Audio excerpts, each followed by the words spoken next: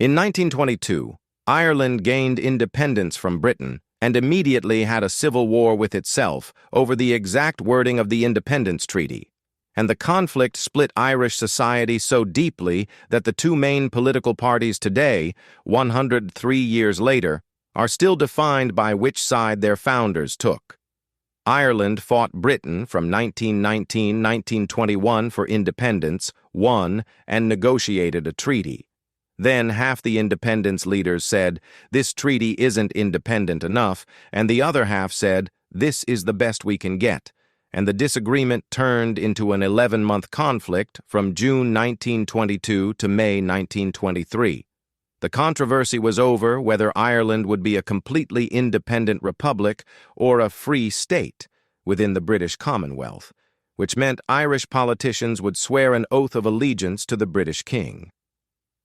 Michael Collins, the legendary independence leader who'd spent years fighting the British, signed the treaty and said, this gives us the freedom to achieve freedom, meaning it wasn't perfect independence, but it was a stepping stone. Eamon de Valera, the president of the unofficial Irish Republic, rejected the treaty and said anything less than a full republic was unacceptable, and he led the opposition. Former comrades who'd fought side by side for independence were now on opposite sides of a political conflict. Michael Collins passed away during the conflict in August 1922 at age 31 in circumstances that remain disputed to this day. The pro-treaty side won, established the Irish Free State, and within a decade removed almost all the controversial treaty clauses anyway, so the opposition was essentially right that Ireland could negotiate better terms later. Here's the legacy that's still remarkable. In modern Ireland, Fianna Fail, descended from anti-treaty side, and Fine Gael, descended from pro-treaty side, are the two dominant parties, and until 2020, they avoided forming coalition governments with each other because of this 1922 political division. Irish families still have, my grandfather was pro-treaty, or my family was anti-treaty, as part of their identity 103 years later.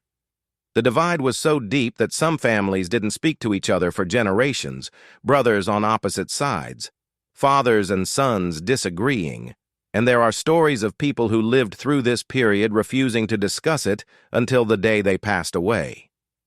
The Irish Civil War is considered one of history's most tragic political conflicts because both sides wanted essentially the same thing, Irish independence, they just disagreed on the exact legal approach to achieving it.